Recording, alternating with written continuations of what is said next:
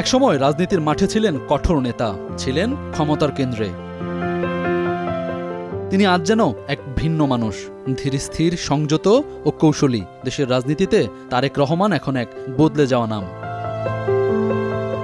2001 সালে বিএনপি ক্ষমতায় আসার পর দ্রুতই আলোচনার কেন্দ্রে উঠে আসেন তারেক রহমান। সরকার কি দল, ক্ষমতার দুই কেন্দ্রেই তিনিই ছিলেন মধ্যমণি। তার প্রভাব ঘিরে তখন ছিল নানা প্রশ্ন, নানা বিতর্ক। 2007 সালের রাজনৈতিক পট পরিবর্তন তার জীবনের মোড় ঘুরিয়ে দেয়। একের পর এক মামলা, গ্রেপ্তার ও দীর্ঘ নির্বাসন। রাজনীতির কেন্দ্র থেকে তিনি ছিটকে পড়েন অনেক দূর।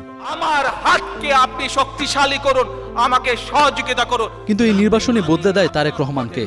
রাজপথের রাজনীতি থেকে সরে বেছে নেন দূরবর্তী নেতৃত্ব। সংঘাতের রাজনীতির বদলে বেছে নেন শান্তির পথ, প্রতিশোধের বদলে ক্ষমা। তার বক্তব্যে উঠে আসে অন্তর্ভুক্তিমূলক গণতন্ত্রের বার্তা, যেখানে সাম্য ও মানবাধিকার সবার আগে।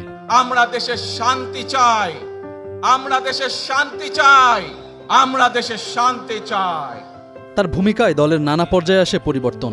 সিদ্ধান্ত চাপিয়ে দেওয়ার বদলে তিনি বয়োজ্যেষ্ঠ নেতাদের কথা নীরবে শোনেন, বিশ্লেষণ করেন, সিদ্ধান্ত দেন ঠান্ডা মাথায়। অনেকের মতে তার এই ধৈর্যই ফ্যাসিবাদের দীর্ঘ শাসনেও বিএনপিকে টিকিয়ে রেখেছে। আগামী নির্বাচন ঘিরে যখন উত্তাল দেশের রাজনৈতিক অঙ্গন, তখন আবারও আলোচনায় তারেক রহমান। দেশে ফিরে দলের হাল ধরেছেন তিনি। দল হিসেবে কেবল বিএনপির জন্যই নয়, তার ফিরে আসা দেশের রাজনৈতিক অঙ্গনে পূরণ করেছে নেতৃত্ব শূন্যতা। আহমেদ রবি, স্টার নিউজ।